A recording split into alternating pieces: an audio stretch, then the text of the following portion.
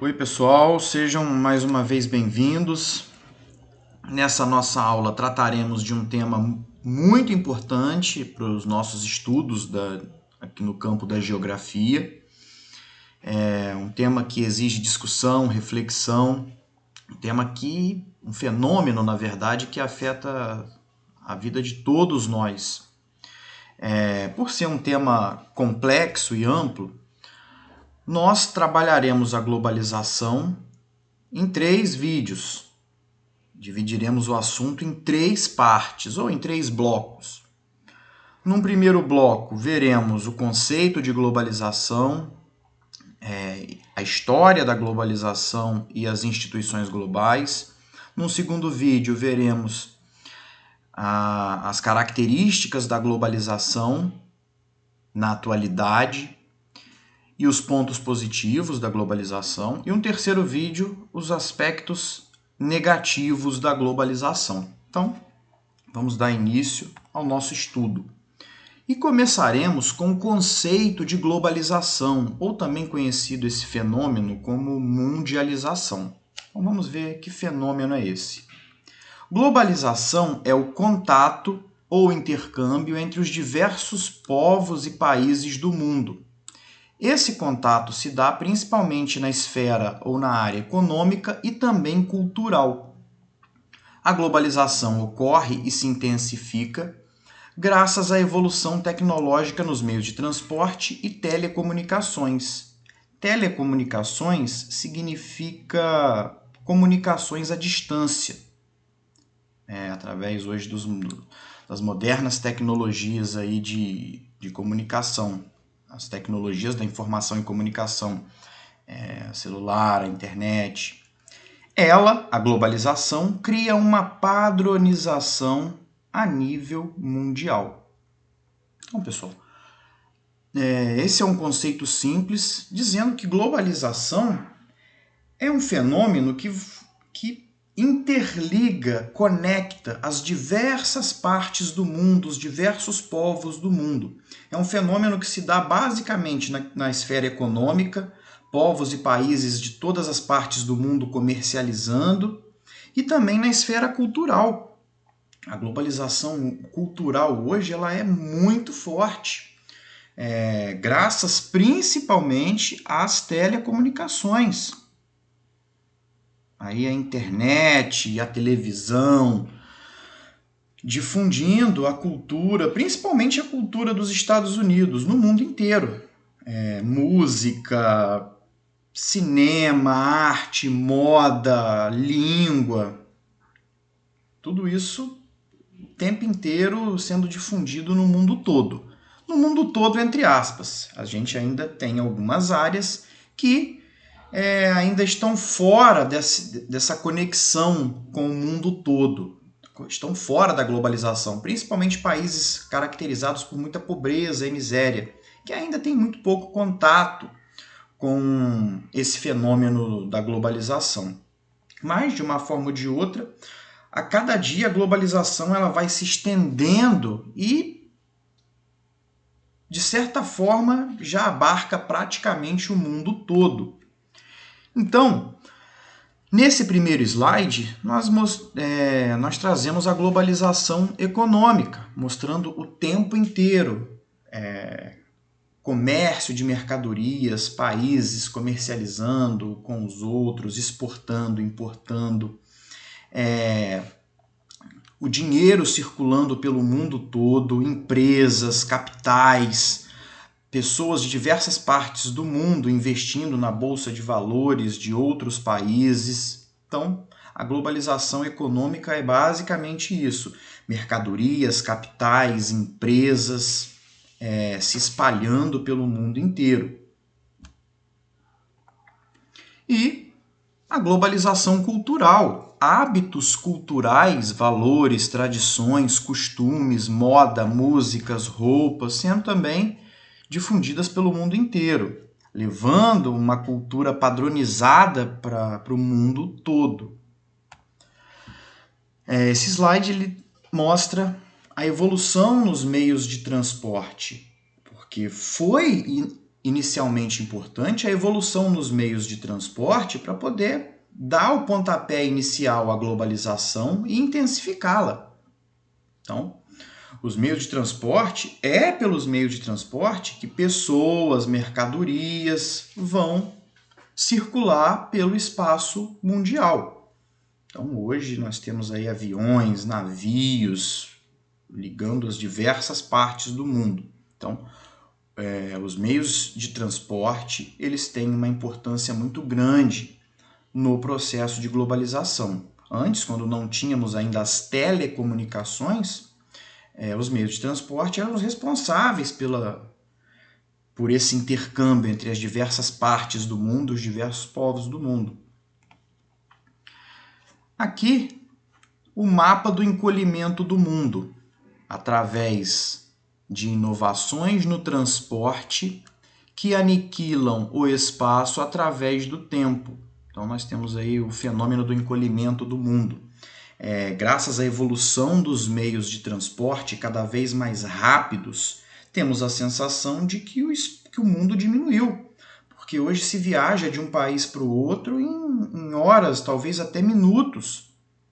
Então, é evidente que o espaço físico de um lugar para o outro mantém-se o mesmo, mas a sensação psicológica que existe graças à evolução dos transportes é que o mundo ele encolheu, ele está cada vez menor. Isso basicamente devido à evolução nos meios de transporte. Aí a evolução nas telecomunicações. As telecomunicações elas ampliaram demais a globalização. Graças às telecomunicações, informações, moda, cultura é difundida pelo mundo inteiro. YouTube, Facebook, uma música estoura em um lugar, rapidamente se espalha pelo mundo todo. Isso é globalização. Se está envolvendo o mundo inteiro, é globalização. E as telecomunicações, que são as comunicações à distância, celular, internet, as redes sociais, elas têm uma importância muito grande. Tanto na globalização econômica, porque hoje em dia você compra, vende através das telecomunicações, através da internet, e também a cultura. Ela é difundida através das telecomunicações. Então, mostrando o slide aí mostrando a evolução tecnológica nas telecomunicações, ampliando a globalização tanto econômica quanto cultural. Os satélites aí hoje possibilitam essa circulação o tempo inteiro. Nesses minutos que estamos falando aqui, milhões de informações, capitais, cultura, estão sendo difundidos, circulando pelo mundo inteiro, graças às telecomunicações. E agora a gente entra na parte da história da globalização.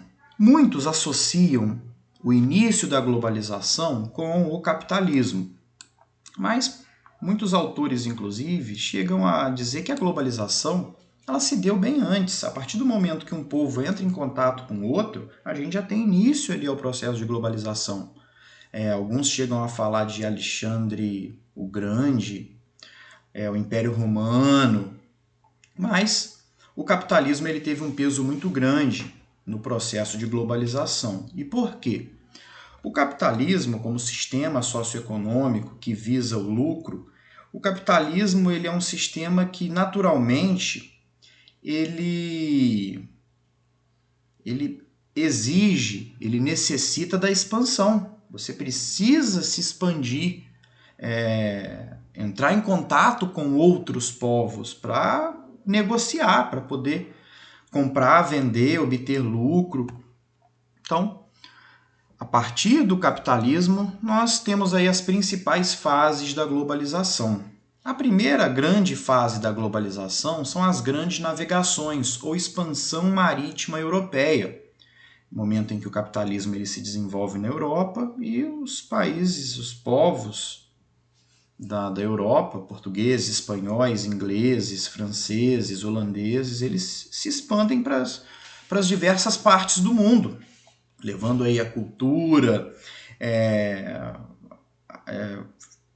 aumentando o comércio com os outros povos e as outras partes do mundo. Então, a primeira grande fase da globalização são as grandes navegações ou expansão marítima europeia. Isso lá pelos idos do século XV.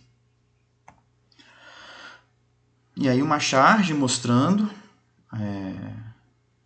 o início da globalização, quando os europeus eles chegam em outros continentes, em outros povos, para fazer comércio e naturalmente, quando um povo está em contato com o outro, há uma troca cultural. Então a globalização ela também tem uma intensificação muito grande com as grandes navegações.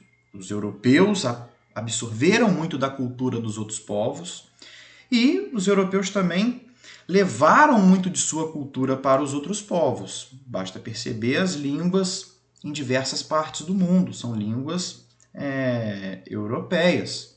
Aqui estamos falando português. A língua portuguesa é de Portugal, um país europeu. Estamos aqui no Brasil, no continente americano. Então, o mapa aí mostrando o comércio durante esse período da expansão marítima europeia, período do capitalismo comercial.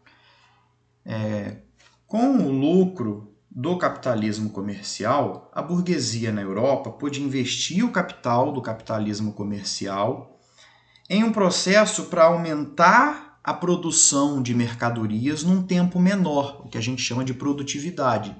E isso graças à pesquisa e o desenvolvimento de tecnologias das máquinas. Então, graças às máquinas, a produção ela pôde aumentar num espaço menor. Então, a Revolução Industrial vai criar uma necessidade de maior mercado consumidor. Os países europeus vão precisar vender o excedente de mercadorias e os países europeus também vão precisar de matéria-prima para produzir essas mercadorias. E a Revolução Industrial ela vai ampliar a globalização. Mais uma vez, a Europa vai se dirigir aos outros povos e os outros continentes do mundo, vendendo seus produtos industrializados, comprando matéria-prima das outras partes do mundo, da América, da África, da Ásia, da Oceania.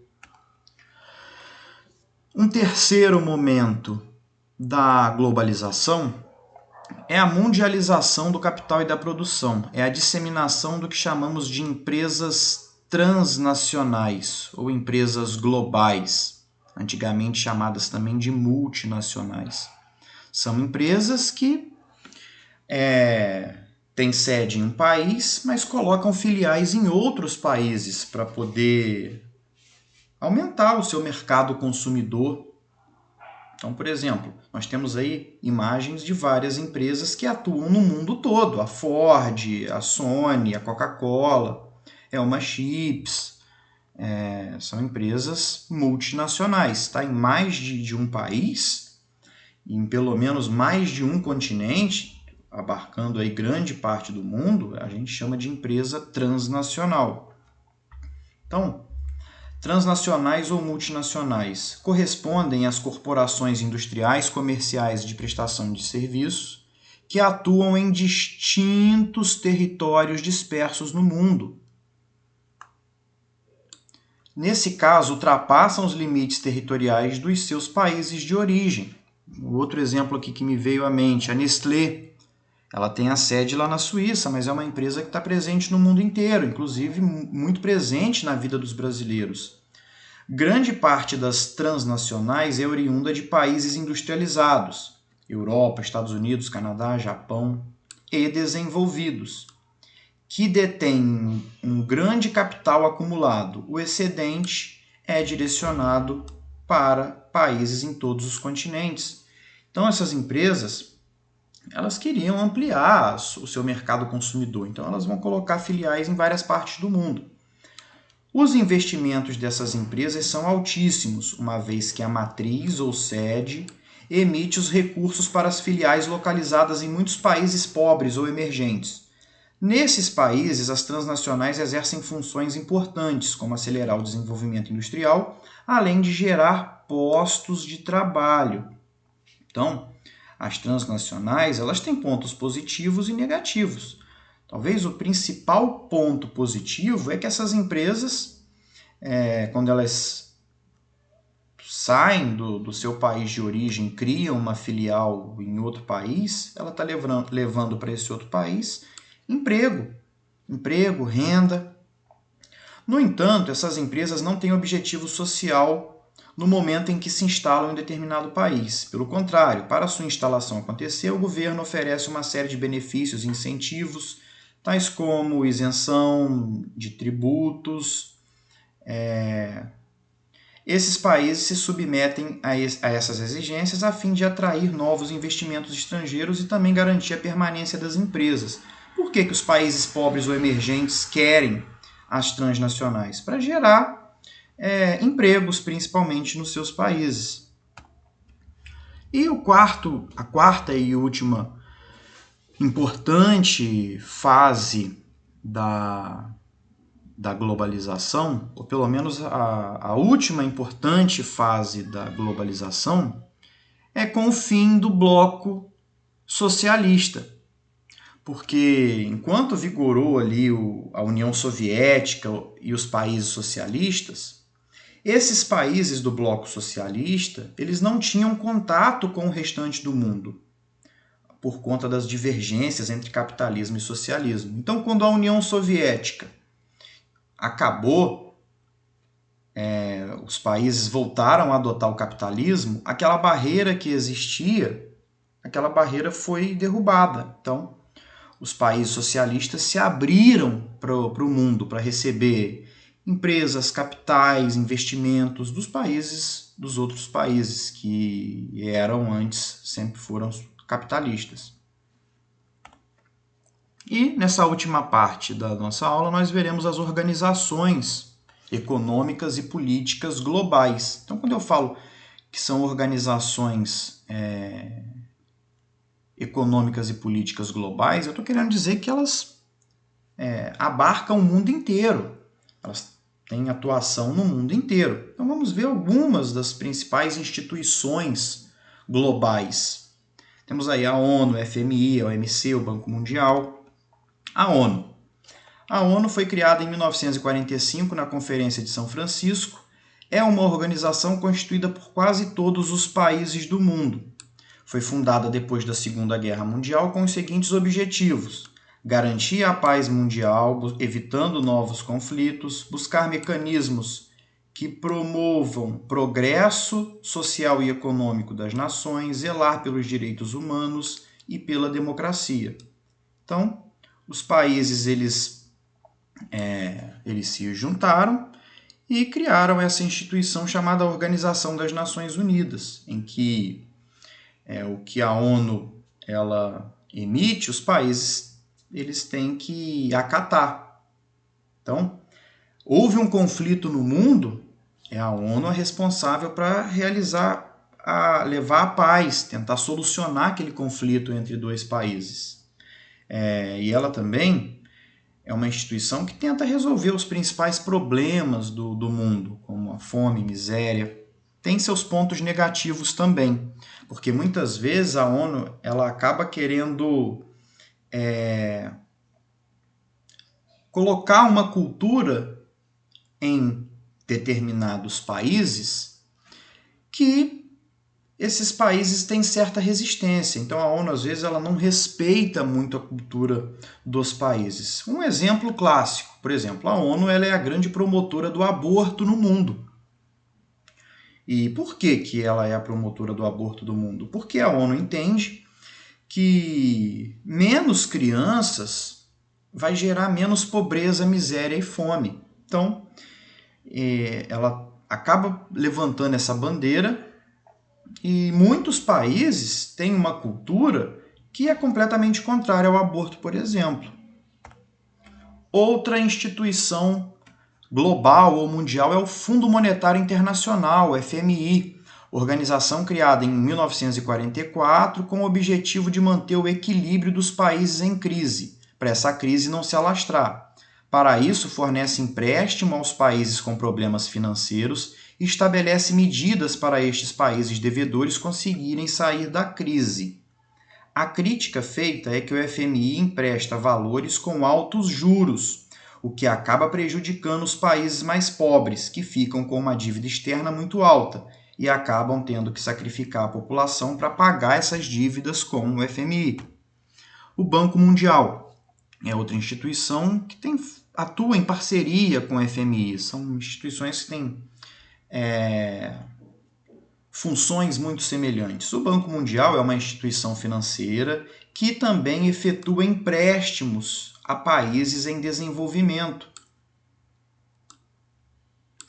É o maior e mais conhecido banco de desenvolvimento no mundo. Tem recebido também críticas por conta da sua atuação nos países em desenvolvimento, pois assim como o FMI cobra altos juros pelos empréstimos. Por exemplo, o Brasil, para fazer a ponte Rio-Niterói, a usina de Itaipu, estradas, rodovias, ferrovias, enfim, pegou muito dinheiro com essas instituições, criou uma dívida externa muito alta. Essa é uma das principais críticas ao Banco Mundial e ao FMI. Outras instituições que também atuam no mundo inteiro são as ONGs. O que é ONG? ONG significa organização não governamental, o que não se liga a governo e também não tem intuito de lucro. São criadas por pessoas comuns, voluntárias, com o objetivo de resolver problemas sociais ou ambientais. Greenpeace, Oxfam, Médicos Sem Fronteiras, são algumas ONGs globais. Existem ONGs que atuam em determinado país, mas existem ONGs que atuam no mundo inteiro. Alguns exemplos aí. Eu cito uma muito importante que é o Médicos Sem Fronteiras, por exemplo. GATT, Acordo Geral de Tarifas e Comércio. Hoje não existe mais o GATT, ele foi substituído pela OMC. OMC significa Organização Mundial do Comércio. A função desta organização é regular o comércio internacional, incentivando a abertura econômica dos países, combatendo o protecionismo. Então, a OMC é uma espécie de instituição que regula, fiscaliza o comércio entre os países. Por exemplo, se o Brasil ele vende produtos para a China por um valor e para um outro país vende por um valor muito acima, então a OMC ela combate essas práticas ruins no comércio internacional, ou seja, no comércio entre os países. E também ela combate o protecionismo, que é o país cobrar impostos muito altos para as mercadorias de fora não entrarem fácil no seu país. Isso é protecionismo, é o país se protegendo das mercadorias que vêm de fora. E por que os países fazem isso?